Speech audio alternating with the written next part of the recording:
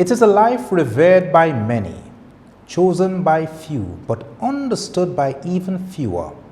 What compels the soul to forsake worldly pursuits and dedicate themselves to the divine? What joys and trials weave their daily existence? Untold Stories was granted unprecedented access into the sanctuaries of various Catholic congregations, conversing with those who have embraced this sacred calling. This documentary uncovers the profound motivations guiding their hearts, their spiritual significance defining their days, and the unique blend of blessings and burdens they encounter. Join us as we unveil the untold stories, silent sacrifices, and radiant joys of those who live a consecrated life. The choice to live a consecrated life in the Catholic Church is a profound and complex decision influenced by spiritual, personal, and social factors. Consecrated life, as defined by the Catholic Church, involves a permanent state of life recognized by the Church, wherein individuals commit to live by the evangelical counsels of poverty, chastity, and obedience. Untold Stories was given rare and unprecedented access into the various dimensions of consecrated life, to shed light on why individuals embark on this spiritual journey, the benefits they derive from such commitment, and the challenges they encounter. This two-part documentary will examine the Dominican sisters, the Sisters of Jesus Christ the Savior, the Sisters of the Sorrowful Mother, St. Francis de Sales, the Ver Christi Society, the Benedictine nuns, and the Sisters of St Joseph of Clooney to fully understand the history, ethos, structures, rules, benefits, and challenges of their various sets and their role in St Lucian society. As we navigate through the corridors of their lives, from the serene sanctuaries where they commune with the divine to the fields of their apostolic work, we uncover the motivations that drew them to this life. From the echoing calls of spiritual destiny to the selfless desire to serve those in need, their reasons are as diverse as their backgrounds. We first sat with three sisters of St. Joseph of Clooney. The Sisters of St. Joseph of Clooney, commonly known as the Sisters of Clooney, were founded in 1807 by Blessed Anne-Marie Javoué in France. The congregation emerged during a time of significant political and social upheaval following the French Revolution, a period that saw severe disruptions to religious communities across France. Anne-Marie Javoué, driven by a profound spiritual calling and a vision for global mission work, established the Sisters of Clooney with a focus on education, healthcare, and missionary work. As one of the pioneering female missionaries of the 19th century, Javoué herself undertook missions in Africa and South America, notably contributing to the abolition of slavery in French Guiana and establishing communities that focused on education and vocational training for the emancipated slaves. Over the centuries, the Sisters of Clooney have expanded their presence globally, establishing missions in over 60 countries across Europe, Africa, the Americas, and the Pacific Islands. Today, the Sisters of Clooney continue to uphold their founders' legacy through their extensive educational and health services, especially in underprivileged areas, reflecting their enduring commitment to social justice, the empowerment of women, and the education of youth. The congregation's modern significance lies in its adaptability to contemporary challenges while maintaining a strong spiritual foundation, making it a vital part of the global Catholic Church's outreach and humanitarian efforts. The Sisters of Clooney have been established in St Lucia since 1855.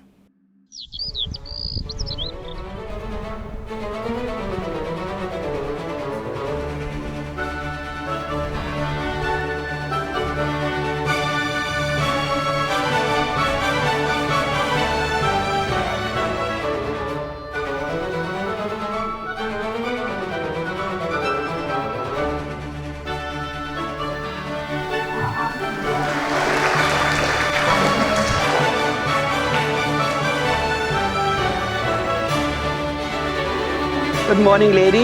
Good morning, Sister Rita. originally from Labrie. I was born in Labrie. My parents are from Labrie. My interest in religious life, I think it may have stemmed after my first communion. I think it was planted there at the time. When I came to the convent, when I succeeded for St. Joe's Convent, I remember the teacher asking us, in introducing ourselves, what would you like to be when you grow up? And I do not know where this thing came from. I stood up and I said, I want to be a nun. And after saying, I just sat right away and I said, oh my God, what have I done? What have I said? But I don't know, maybe it was God working in my life at the time, because the idea left me. It came back again when I was in Form 4 or 5. I used to visit the sisters. After going to the Mount Technical College at the time, that was off my mind. But I think being involved in the parish, being involved in church, and I had a desire to work with young people. I am Vincentian.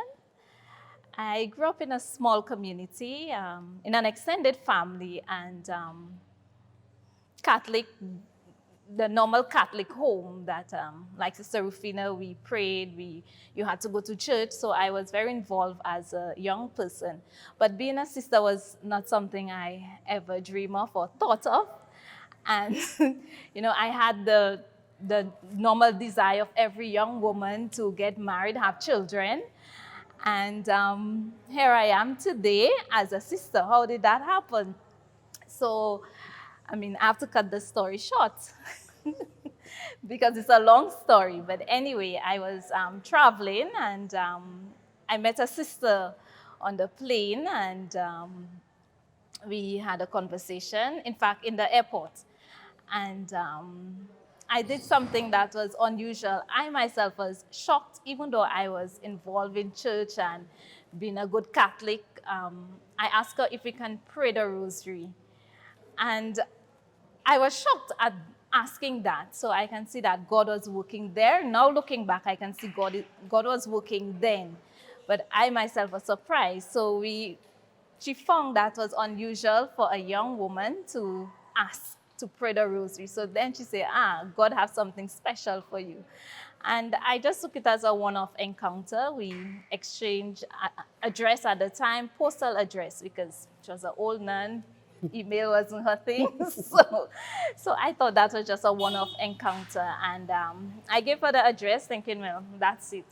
But lo and behold, I went. And for some reason, the job appointment didn't come through. I went back home, and one day I was there and the letter came.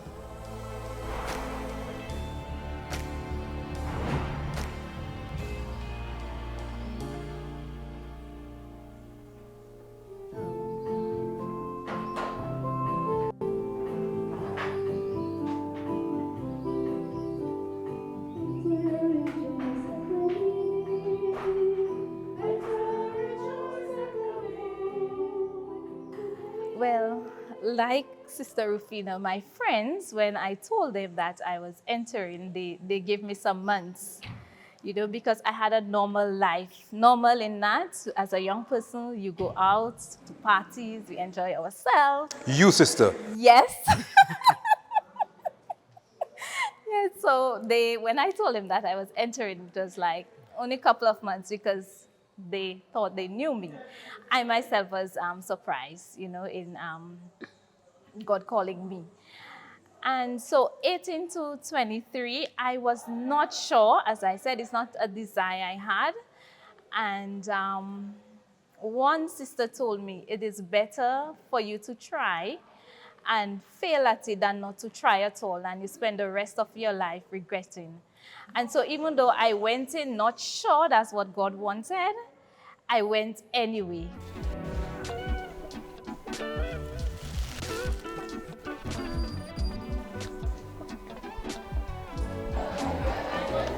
Working hard or hardly working?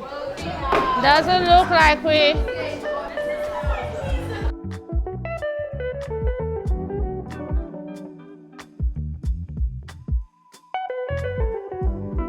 like Sister Dion, I had no intention of becoming a sister. It was not something that I dreamed of, or even something that I spoke of. My friends would talk about something about being a sister. All of us were involved in our church community, and that was just something like, well, that definitely not me, definitely not me. And the interest came later on after an experience at World Youth Day, after going to Spain and noticing or coming into contact with young Catholics who were on fire for their faith. And so when I returned, I myself, I wanted to do just the same. And I recall when I started my first job, my boss did give me a rosary, and I looked at it and I was like, why am I praying this thing? I mean, I am Catholic, I was always in church, but there were some things about the faith that I did not quite understand. And I remember holding the rosary and holding the booklet that she gave me, and I said, if there's any power in this thing, and I prayed for a particular intention, and I recall that same night, the same thing I prayed about, it was resolved. And so for me, that is my journey to praying the rosary, and I could say that me starting to pray, I wanted to know more. And so I like to read, I like to do a lot of research, and so I found myself spending time researching on the Catholic faith, reading the good, the bad, the ugly, everything.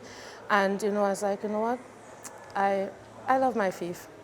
And I wanted other people to understand the faith, to understand what we believe and why we believe what we believe. And so I started teaching confirmation. When we return, I was at a party with my boyfriend and something different happened to me.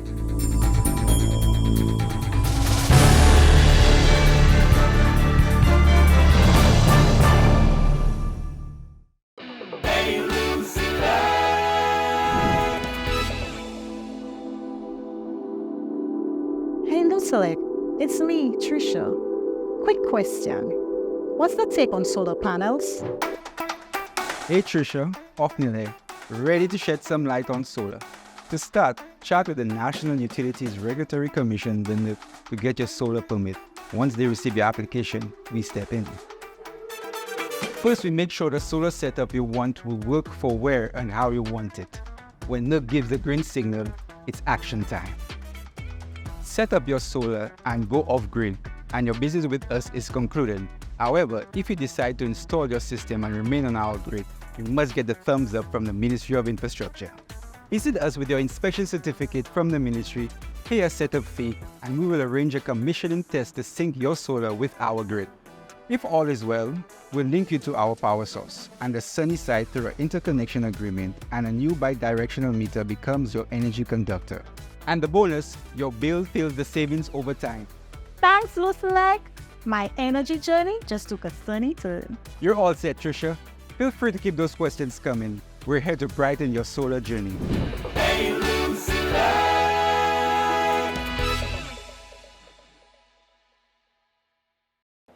As electric rates in St. Lucia continue to rise, how has that impacted your energy bill? At Smart Technologies, we know you have better things to spend your money on. That's why we offer you the option to switch to solar at no cost, because it will cost you less to generate your own electricity than to pay your current monthly bill. Not only will you see an immediate savings, you'll help the environment and put some cash back into your pocket. Remember, no matter how much you spend on electricity monthly, you will never own the power company. But with solar, you own your power generation for a lifetime. Call Smart Technologies today to switch from costly electricity to the power of the sun with our solar photovoltaic systems. Smart Technologies. Electricity bills smartly outsmarted. Contact us today, telephone 450-3361 or 485-3144.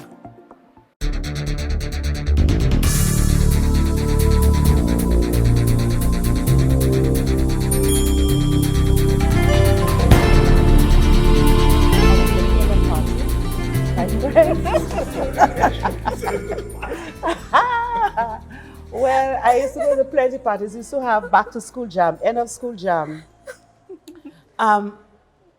We'll just meet each other in town and say, what happened? Nothing? Okay, you bring a bottle, the girls say about the food. Yes, I did go to parties, and we used to have impromptu parties. So I knew I wanted to enter, but the adopted parents sent me to Canada because they were not too happy about the decision I was making, hoping that I would stay in Canada. But while in Canada, I was still going to parties, but there was something nagging, and I realized I had to come home. And it was at a party my friends held for me. And I went and I was happy. And for some reason, when they stopped everything, and it just hit me. It just hit me. I'm going to the convent. You know, it really hit me. And I was at a party with my boyfriend and everything. So and I just had to, at that point in time, I just distanced myself. And something different happened to me. Something different happened. And I remember everybody questioning, and I realized that my life was going to change. My life was going to change. Before you enter novitiate, they allow you to go home for 2 weeks, spend time with family, and then to come back, because novitiate, the first year of novitiate is what we call canonical year. It's very serious. You're not able to leave, you know, so that's a serious year for you. So they give you time to go home. And so I say, well, I'm going home, I'm not coming back. And in going to her, she was wise. Looking back now, she was wise, because she said to me, everybody goes through their trials, and you will go home, but you will not take your things with you.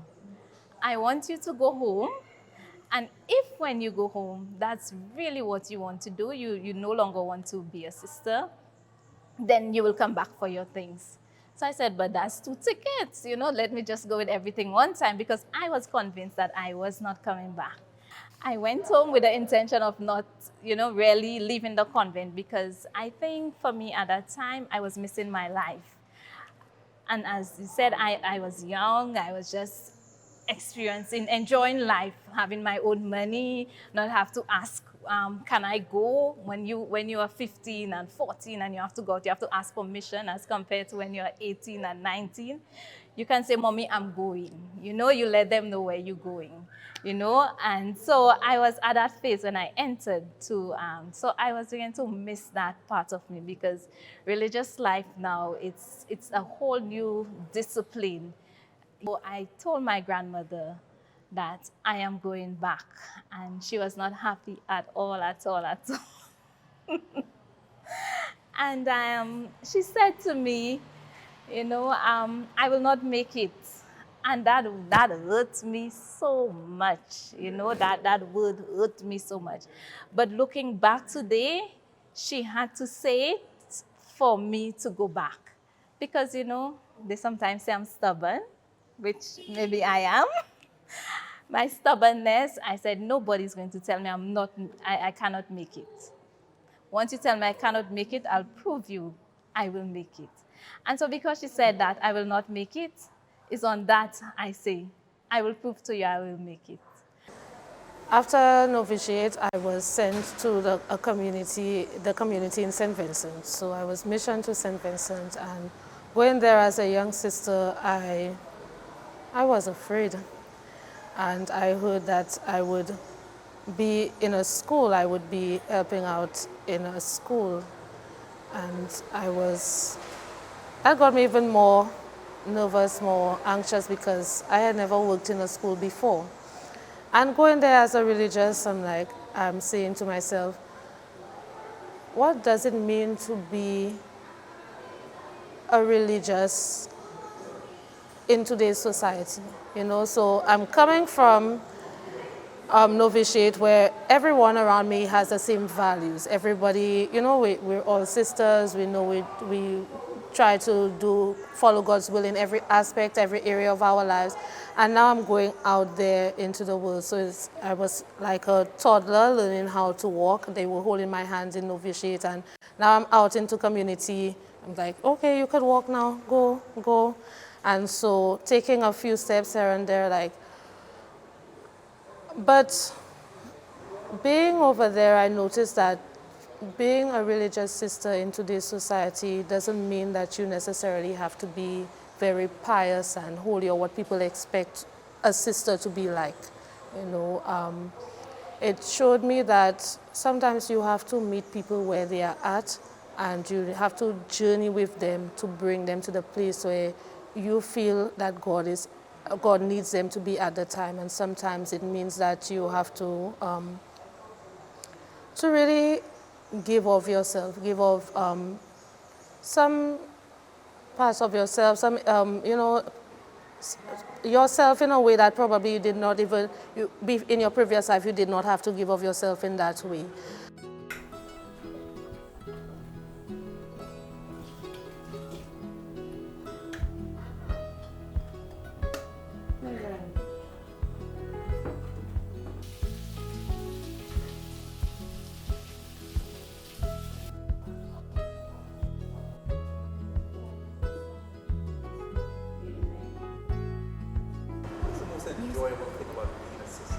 About being a sister? Oh, you have, people think you have a certain freedom. You have a certain freedom. For me, it's freeing in some areas that, how would I put it? You understand what I'm saying? It frees in that, yes, you have a schedule to follow, but I'm free to be. I don't have, I'm free to be. I'm free to be. Because if I come from work really tired, although I have commitments, maybe to prepare dinner or to do something like that, if I cannot, well, I don't know if I'm going to talk about dinner or something so that, but because I'm the main person cooking, but the committee will give me the support. They will come to the kitchen and give me that support, so I'm not alone. I think community, or how I look at it, is what sustains me. Sister, are you prepared to be shipped out again? Well, when we accepted, or once we said yes to God, we gave our yes to everything that His will has in store for us. And our foundress said to her sisters that a Clooney sister must be like a bird on a branch ready to fly at the first call of obedience. And we take vows of obedience, poverty, and chastity. And so if our superiors, those in charge of us, ask us to leave to take up mission elsewhere, unless we have a very serious reason, we have to be prepared to leave. So it is not something that I like to do, to pack and to leave, because I mean, we're not supposed to be too attached to anything that we're not supposed to be attached to anything that we're doing, whether it be our apostolate, our ministry, our country, etc. So we should be so detached that we're able to pick up and leave as soon as we're asked to. But I have accepted that this is part of the life, and so once I'm asked to move, I will do so. Maybe not very willingly, but I will. Yes. So. And Sister Rufino, you all have financial needs like everybody else, but your vows speak of poverty. How are you all able to handle it? We share everything in common, so that our salaries, it doesn't belong to one person, and that's what you call poverty of spirit, and to understand, so that if I am in a job that brings in a lot more money, I cannot gloat and look down on the person who's getting maybe a lesser income. So our income comes into one fund, so that, and it sees about our needs. We get a small allowance every term, a small allowance, but everything else is provided. Your clothes is provided, your meals. So all the common fund pays the utilities, studies if you have to, so that it's not that I am bringing in a bigger salary and so I can do what I want with my money, I can travel when I want. It's not like that. So we even schedule our holiday time. Holiday time is scheduled so that everybody gets an opportunity. You save for a person to travel. And Sister Dion, one of your vows is chastity. You are a young lady in your prime. How are you able to handle that? I am thankful for that gift of the vow of chastity. All of us are called to be chaste, but we are also called to be celibate. There is a difference in being the vow of chastity and being celibate. Our vow of chastity calls us also to be celibate, whereas some married people are also called to be chaste. So it's, even though we make that vow, others are called, because as a child of God, walking in God's ways, you're called to be chaste. Somebody will see you in the supermarket and say, what? A nun? Because you know they never say a sister. A nun. And you have a ring. That means you're married. What's that about? So tell them. So I surprisingly, well, you said that, but I often get that question a lot when I walk through town. Hey, sister, you married?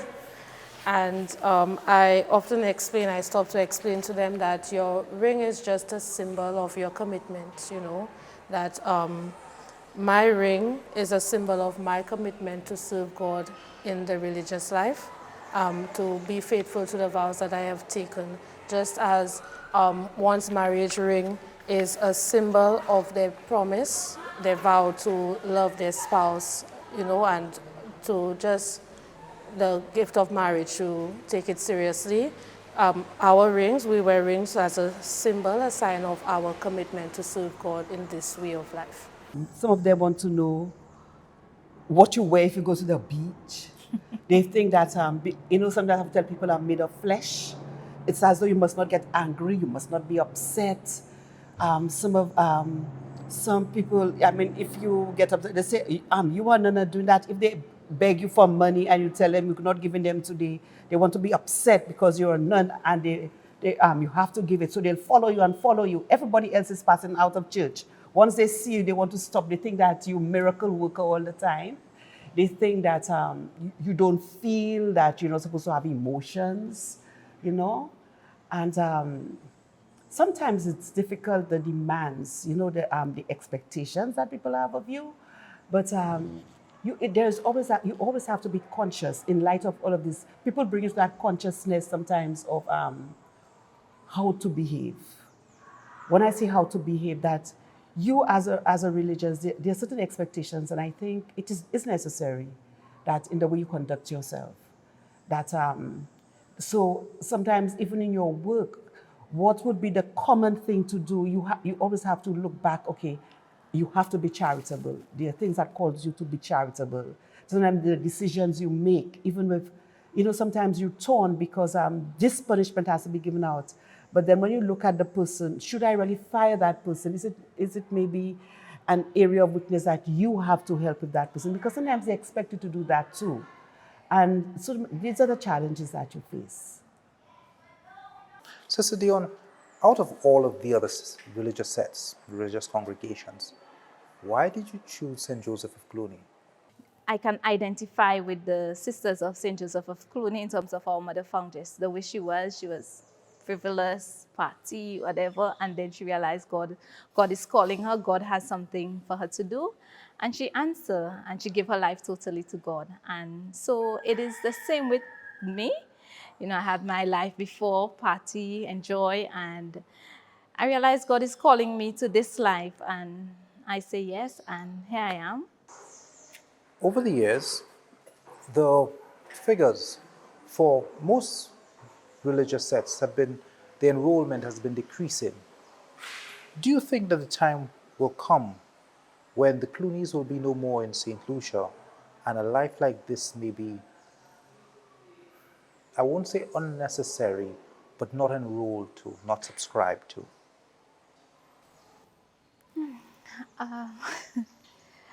Sometimes I wonder for my own self. I say, Lord, what will our future be? But then with faith, I know that God is the one who is God's work. And so he will, if it is to continue, he will provide the means by which we will continue. For another woman who probably has started life already. And she's thinking, oh, well, to be a sister, I have to be a holy. I could not have danced in life or had a boyfriend in life. This could never be for me. Considering your founder, your past, and your calling, what would you say to that potential? I will say to her, your past doesn't define you. And even with God, that is true. Because when God calls you and when he looks at you in the present moment. And we have so many examples in the Bible. We look at Moses, who was a murderer. God used him. We look at St. Paul, who was killing the Christians, and God used him. So God doesn't look at our past. He looks at our heart at the moment. So if that is your desire, if within you feel that God is calling you, don't let your past keep you back, because God doesn't look at our past. He's a God of the present moment. And so the stage you are at that moment, that's what God works with. So I will say, don't let it keep you back. Don't let it keep you back from entering into a beautiful life. Because religious life is a beautiful life. It's a life given to God. And at the end of the day, all that you did was for God. And there is no greater person than to know that you have given your all to the person who creates you and who called you to be. So I will tell them, don't let your past define you. Come and enjoy the blessings God has in store for you, because it is a beautiful life. When we return, residents of Monrepo give the priests a lot of salaison.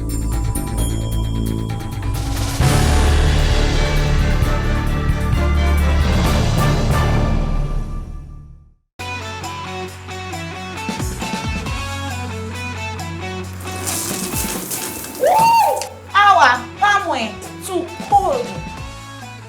Alexa, where can I find a solar water heater? Let me find out.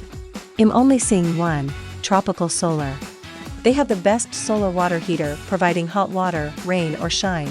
Is there one big enough for my entire family? Actually, Tropical Solar offers 35 to 85 gallon systems, perfect for any home. How quickly can I get one?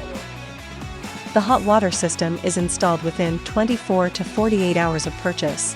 They are located in View Fort, Castries, and Rosie Lay. Thanks, Alexa. Jale.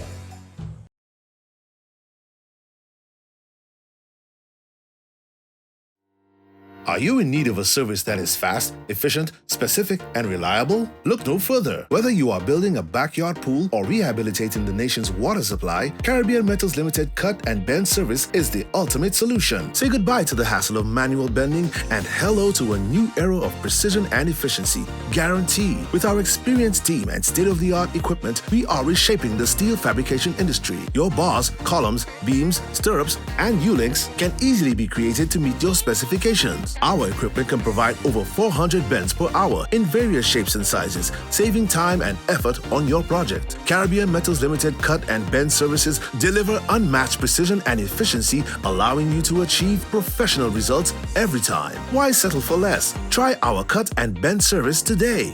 Caribbean Metals Limited, working to build a stronger nation. Give us a call today at 720-8854 or visit us online at caribbeanmetalslimited.com.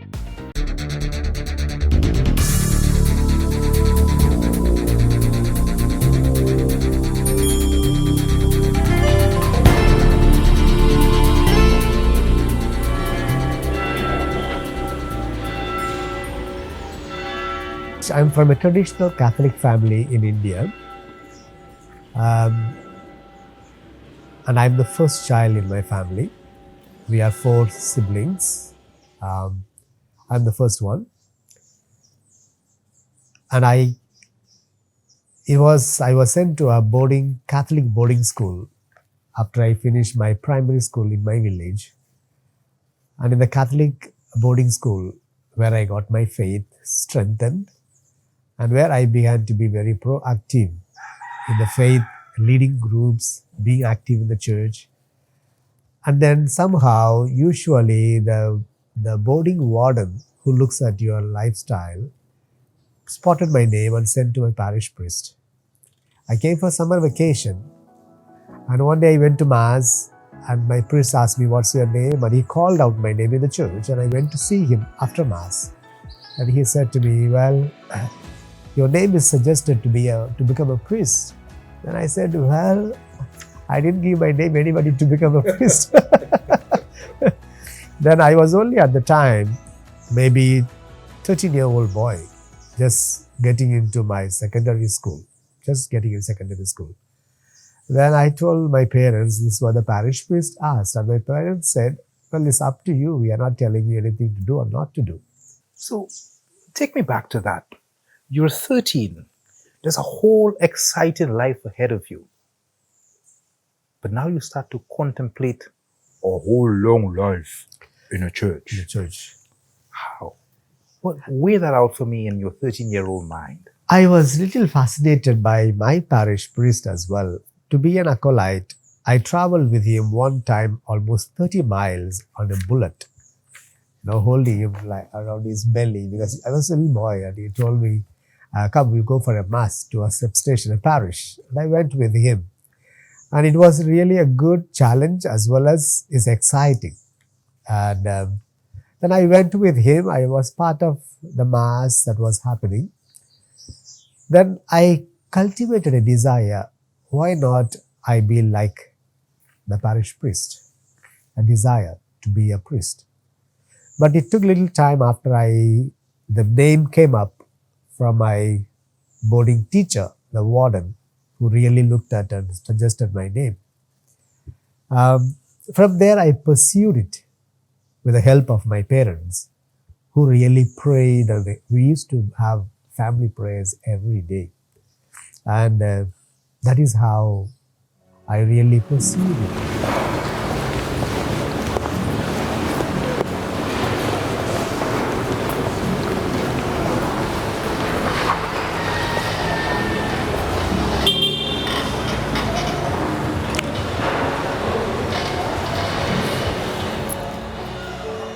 1992, 26th of June, I went at the seminary, minor seminary. Then 12 years from there, I was in the formation. 12 years of formation. In 2005, 22nd April, I was 29-year-old young man. I became a priest. Out of all of the congregations you could have joined as a boy, why St. Francis? Because, they kind of, very simple, and they kind of motivated you. Because when I asked, will it be possible that I can really speak English? Because English was a very tough thing. So they kind of said, you can do it. Gave me a self-confidence. And I pursued it.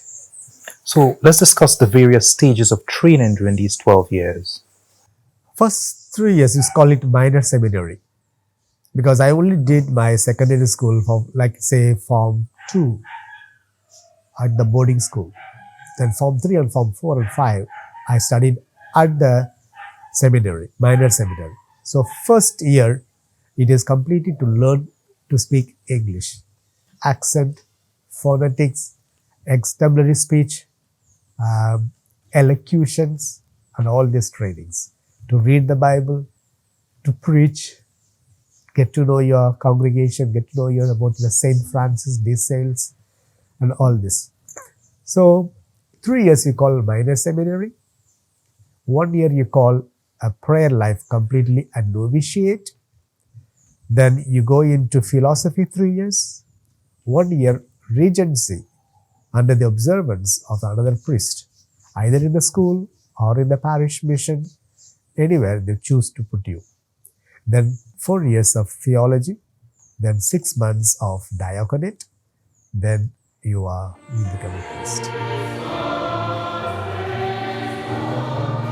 Jesus will remind us of the power of His name.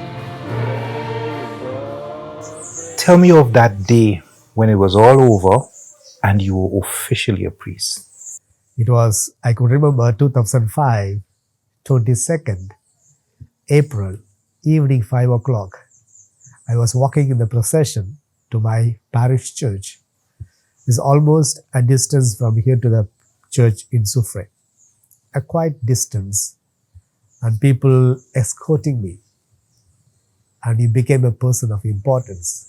Everybody looked up to you. And my parents holding my hands and giving into the hands of the bishop. We give our son to you. And it was an emotional time, but very joyful moment. At the same time, you're looking ahead of your life, what it is going to be. Because you are going to be left alone. At the same time, you are going to lead the people. So it's a big challenge. At the same time, a joy that you are going to be in the hands of God. Was there a moment during that training that you wanted to give up, run away, and go live life? The moment since I did not feel I was giving up the world, because I said it's not going to be a monastic life, it is not going to be a life of monks. I'm going to be with the people. I'm going to be in the world, at the same time out of the world. After becoming a qualified priest, where were you dispatched? I was sent to first year 2005. I was ordained priest in April, May, June. June I went to be an assistant priest to the diocese called Tiruchirappalli in Tamil Nadu. I was assigned to Our Lady of Lourdes Church. When I went to the parish, I met the parish priest. And the parish priest, I was talking to him, I introduced myself to him. And I told him, Father, this is Father Arokeswamy, I'm going to be your assistant. And he told me, my experience is your age as a priest. So he was already 30 years priest. I'm only 29-year-old young man. He told me, my experience is your age. I said, yes, Father. So 1 year I was with him as an assistant. The following year I was put as a parish priest. And 1 year my superiors decided to send me down to St Lucia. My missionaries of St Francis de Sales Superior. Then I took 1 year to do my paperwork. And I came here 2008, February 26th, St Lucia. Let us pray.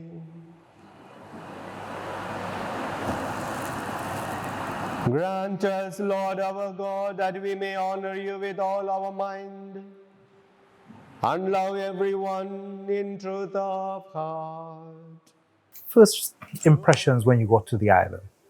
It was a cultural shock for me. It was a cultural shock. It was a cultural shock, and it took some time for me to accept it. But when I got into the culture, that I got into the people, I loved my stay. Now I am here in this island for the last 14 years. 14 years, since 2008. In the early days, what were some of the teething problems? Teething problems. Teething, what were some of the early challenges? What were some of the teething problems? In St Lucia, my accent was a problem because people would not really understand. Satan will tell there is no God. Satan will tell without God we can become like God. You are bigger than God. And for you, what is the best thing about living the consecrated life? The best thing to live a consecrated life to me is that you find a joy to be with God in your prayer life. That's a real joy. Prayer is a challenge. When you pray, you really find the satisfaction, and you really find you are satisfied and you feel content. When you don't pray, you really feel that day is not very good and you don't feel content. Coming up. And my parish priest said to me, do you want to be a priest? And I said, no, but your name is in the list.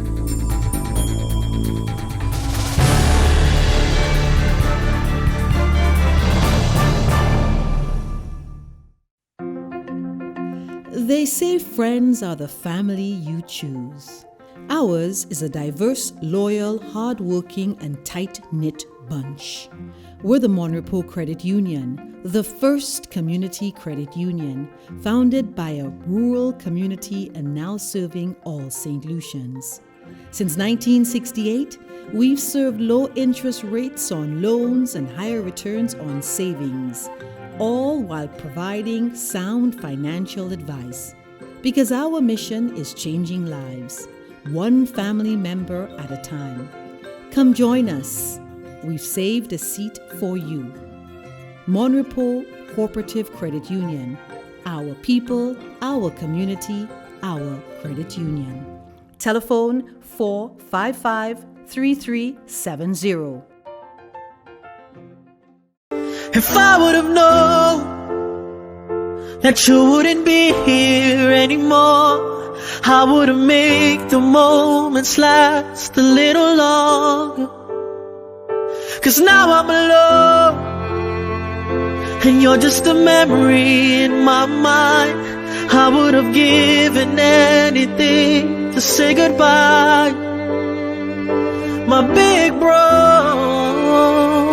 the general. Jay. 21 gun salute, I'll see you soon on the other side. If I would have known, if I would have known, I'd have broke parole and come home sooner. If I would have known.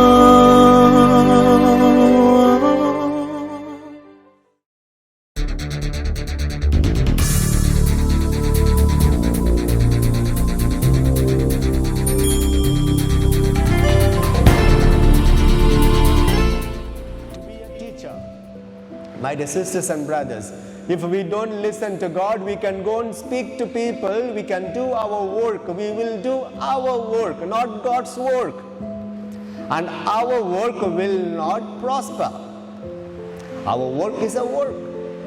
He said, don't we hear from the psalmist exactly, anyone who works without is working in vain. With God, we can work all things well. We say we work, we work, we work. We will be working and we will never rest. If we work with God, God will work for us, not us. I thought you'd say amen. What is the greatest challenge to live in this life? The challenge in consecrated life is to meet the needs of the people of today's situation in the consecrated life. Because I find joy as well administering people spiritually. This is one of it. But when I cannot meet them, when I cannot satisfy them, because when you go to satisfy the needs of prayer, they feel it not enough. Then that's a challenge. That means you have not come to meet their point, to satisfy them in prayer, with the limitations that you have. Maybe I'm not able to communicate with the people, with my accent again. Exactly what, while you're preaching from the altar, you can look at the people's faces. That finds, not that much today. Yet feel satisfied. So there you feel challenge. Would that be the same challenges you face as being a parish priest? Or would that question be different? What would be your challenges being a parish priest? If I can convince a person who has not been going to church, how could I convince him to start coming to church? That's a challenge as a parish priest. If I could get men to come to church, then my parish ministry will be successful. It's difficult to get men come to church. And again, that's the one challenge, that is as a parish priest. If I can make people to come to church, will be joyful. I'll be joyful. That's a challenge. Spiritual. Christ.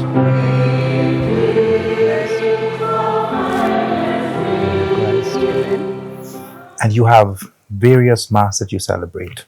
You have the weddings, you have funerals, you have your traditional Sunday mass and so forth. Which one is your favorite?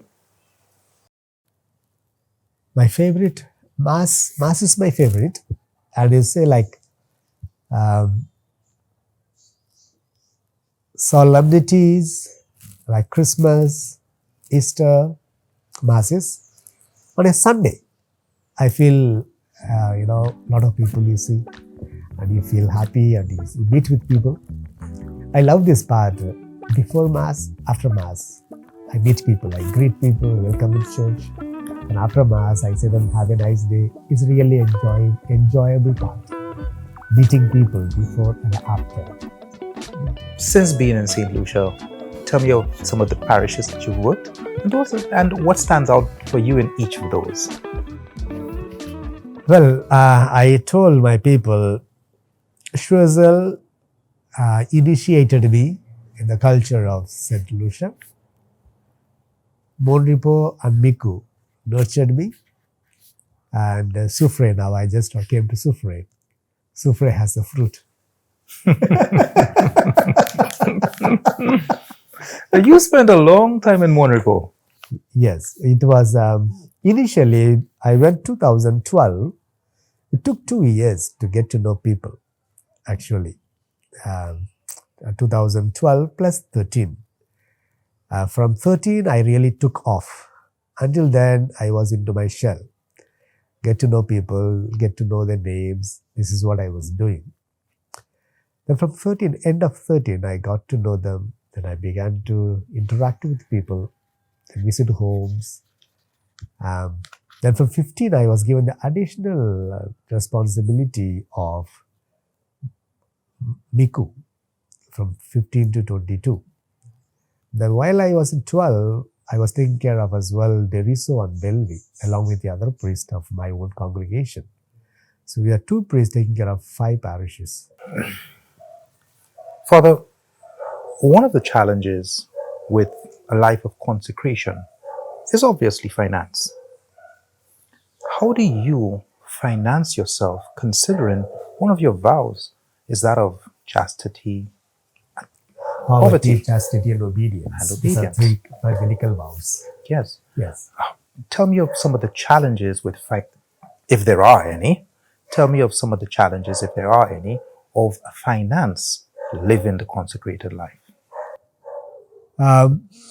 Finance, we are given a remuneration from the parish for your day, for a month remuneration.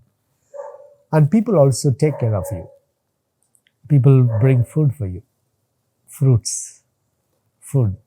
During Christmas times in Monripo, I used to get a lot of salaison. I mean, they slaughter a pig, they bring you pork.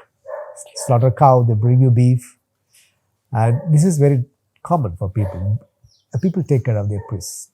So therefore, finance is not, we are not paid as regular employed people in different offices, but it's a service we are rendering to. And I'm thinking that every servant is due to get his pay, and I think I'm getting that pay. One thing, when people call me for meeting a sick in the family, I leave whatever I'm doing, I go and see them. I find that a satisfaction in doing that. Nobody would come as soon as you call. But as a priest, I will go. I love to do that. When you go to see the people in the suffering time and the family standing around, all the more crying, nobody will have a courage. Calm down. Be strong. It's a difficult moment. When you go to that moment, you really feel it's not you who is talking. It's Jesus. What would be your advice to a 13-year-old boy considering a life like yours? As I said in the beginning, for me to become a priest, the teacher, the boarding warden who put my name in the list, And my parish priest said to me, do you want to be a priest? And I said, no, but your name is in the list.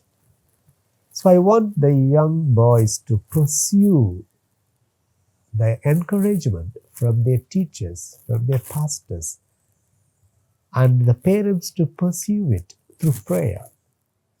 I know my own and my own know me, just as the Father knows me, and I know the Father, and I lay down my life for my sheep.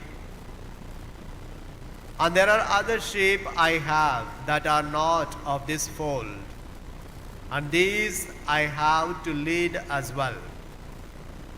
They too will listen to my voice, and there will be only one flock and one shepherd. My mother died when I was 6 years old. My brother was 2 years old. She died in 1982. When she was in sick bed, she told my father, we have 2 sons. I want one of them to be a priest. My father said, to make one of our sons priest is not in my hand. It is in God's hand. So the discussion finished and my mother died and we buried our mother. The day I went and told my father, this is what the parish priest said and wanted me to be a priest. My father said, this was your mother's desire. But he didn't put pressure on me. He left it like that. He never told me about anything like that. Then I perceived it. The day I was standing in the queue on 22nd, 2005, my father said, this is what your mother desired. And what she said in her sick bed, deathbed, has come true today. I sometimes talk to young boys, confirmation students. How many of you want to become priests? Really, our confirmation boys feel, oh no, they don't even put their hand up. But sometimes you look at some boys, they want to be. But the cultural background, today is everything's out, everything's the fingertips. So it's a real challenge for our young boys today. And consecrated life, priesthood life is a challenge in your old age, in your loneliness.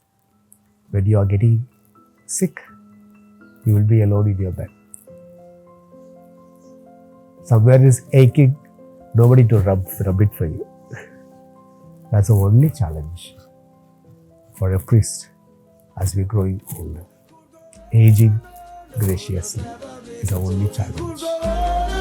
The fool has never been told. Who'd go on and on, the fool has never been told.